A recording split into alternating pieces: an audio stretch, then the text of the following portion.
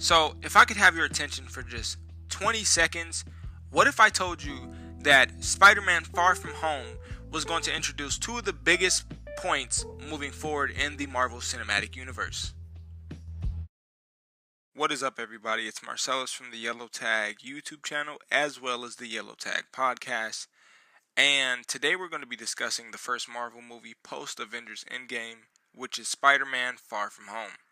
Now, there's a video that comes on before the trailer even starts, and it's Tom Holland basically explaining that if you haven't seen Avengers Endgame, you probably should not be watching the trailer. So the same goes for this video as well. Unless you're just okay with being heavily spoiled with literally the biggest spoilers ever, don't watch this video. So just fair warning.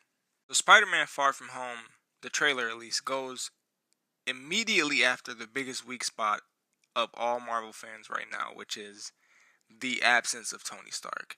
The trailer starts off pretty much with Peter Parker and Hogan basically discussing how they miss Tony, and you can really see on Peter's face how distraught he is. You know, the trailer starts off with him basically admiring a mural of Iron Man, and, you know, we segue into that conversation itself.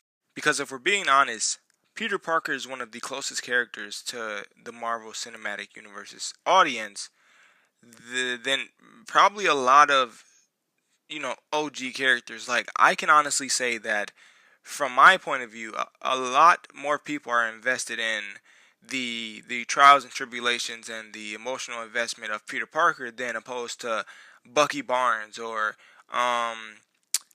sometimes even Hawkeye, if you depending on who you talk to. So it really is a reflection on the audience itself when Peter is on this jet and he is just distraught. It's a reflection of us in complete and utter perfection. After Hogan and Peter are discussing, basically the grief they're going through, Hogan mentions to Peter that Tony probably wouldn't have made that sacrifice if he knew that Peter wouldn't be around to step up. And that phrase "step up" is definitely used in the later part of the trailer by Nick Fury, but we'll get around to that. So when Hogan mentions to Peter that Tony wouldn't have made that call if he knew that Peter wasn't going to step up to be the man and the hero that he could be, I really think that's just Hogan, trying to put a band-aid over the fucking gash that is the death of Tony Stark to the Marvel Cinematic Universe, and more specifically, Peter Parker. So after seeing Peter and Hogan have this interaction and, Hogan basically putting that band-aid over that gash I mentioned, Peter goes, I'm assuming he bounces back from this grief, not completely, but, realizes he has to move on with his life. So the thing that he does to get his mind off of all this grief and all this is a vacation. His school is having a vacation, presumably, and he is insistent on going there on this vacation. He basically wraps up what he has to do, his responsibilities in New York, leaves it to the NYPD, and basically tells Hogan, I'm not going to answer Nick Fury because I have a vacation I need to get to, and I'm no longer your friendly neighborhood Spider-Man. I'm just a teenager on a vacation with my school. So after Peter decides to pretty much ghost Nick Fury, as Hogan calls it, he's way more interested in spending quality time with MJ. He's basically saying, like, I know that she likes me, and I really feel it, so I'm really going to go for it. And after a while, I'm presuming very early into the vacation, Nick Fury shows up and basically tells him, you're coming with me, we have something to do. And right after that, we segue to a transition of Peter basically meeting Quentin Beck, aka Mysterio. And Nick says something that basically confirms what we knew at the end of Avengers Endgame, but it really just, says it out loud. Like, in the Marvel Cinematic Universe, some things are left unsaid, but when they're mentioned and, like, shown on screen, it's so rewarding. After Nick Fury basically reveals to Peter Parker that Quentin Beck is from a different Earth, we basically get to hear Peter Parker speak verbally out loud there's a multiverse. And this is where the doors of Marvel are just kicked open. Marvel's cinematic universe, at least, are just kicked open. I mean, like, blown off the hinges. Because this multiverse, I keep saying multiverse. I'm not sure what the problem is with my mouth today, but it opens the doors to so many things. And there are two things I really want to touch on that this trailer leads me to believe is going to happen. Both of those points I'll get to before the video is over, though. But if you don't know who Mysterio is, or who Dr. Beck is at this point in time, or Mr. Beck, whatever Fury called him, if you're unfamiliar with the comics, Mysterio, or Beck, however you know him at the moment, is a part of the Sinister Six, which is basically Spider-Man's rogue gallery.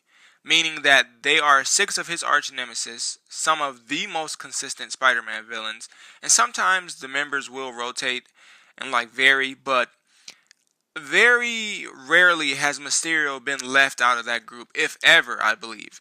And so they're not pulling the wool over my eyes, they're not pulling the wool over the casual, like, comic book reader's eyes, because we all know he's a bad guy. We're just waiting for that point in the movie where, shit turns left. Where pretty much Mysterio kicks all the shit to the fan and leaves it for Peter to clean up. This trailer does a really good job. If the casual moviegoer or the casual Marvel fan has no idea who Mysterio is, or back at this point, I keep going back to that. But the trailer does a really good job to make these people believe that, hey, this guy is out here fighting the elementals, which are in the Marvel Cinematic Universe. The fucking elementals are in the Marvel Cinematic Universe. We are living in the golden age of comic book movies. But yeah, the casual moviegoer who does not know who Mysterio is going to be totally fooled. In my opinion, if he doesn't do anything like super sneaky or snarly. They did a really good job of making him seem as if he was a good guy. He delivered some good guy lines, He basically told Peter that this was not his fight, and if he was scared, that was fine, but there are sacrifices that have to be made to protect the world, or, to make sure Earth is protected or some shit like that. And I can't remember verbatim what he said, but it was something along the lines of protecting the planet. And that leads me to believe that maybe, just maybe, this would be very early to pull something like this, but maybe, just maybe, another Earth is under attack from something, Galactus, and maybe he's here to find a way to defeat him, or just to find refuge in another world. So we'll see about that. So that leads me to one of the first points I wanted to make, well, one of the 2 points I wanted to make, which is the most general statement I can make. It's one of the general quote-unquote theories, and it's a fact at this point that there will be another Avengers team, but since the multiverse is open and, fucking playable realm now, like, it's a setting on the game you can play, like, it's a location you can play if you want to, and now that it's open and just out there for grabs, and Mysterio of all people, it's very interesting how they're going to pull off the whole, like, the traveling between situation. I'm very interested to see how Mysterio, because he's not a super high level villain, he still is one of the Sinister Six, but I am interested in seeing how he pulls off the travel from his Earth to ours, if he did it intentionally. If not, if it was just something like a plot device where he was ripped through, or he caught something, or, a scientific experiment launched him through this hole, then that's one thing. But if he intentionally traveled, I definitely want to elaborate on that. But yeah, this sets up a definite multiverse, whatever you want to say it as, Avengers. So without keeping you guys for too long and making this triple the time that the trailer was, damn, that was an onomatopoeia. I just want to discuss one more thing, but I just want to mention something else as well. First of all, Spider-Man has a new suit. I know you guys seen it. It's the stealth suit, and I am totally under the assumption that around the end of the movie, that's when he gets the suit, just so he can, travel in way more undercover fashion, because in the trailer, there's a joke and I'm pretty sure it's not a joke. I'm pretty sure they're just going to go head after it. The fact that MJ knows that Peter Parker is Spider-Man. So I believe that's going to play a part in Nick Fury creating that suit for Spider-Man.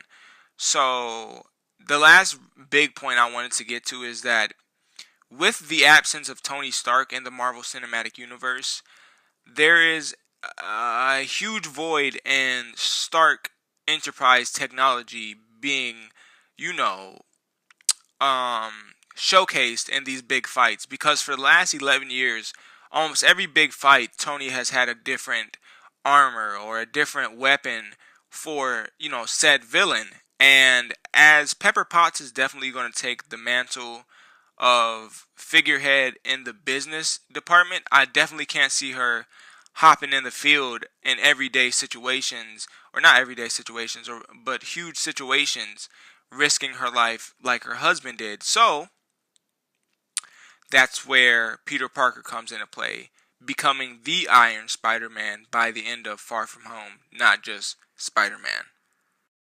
So thank you guys for watching this video. Thank you guys for listening to this video. Whichever one you did, I just really thank you for your time.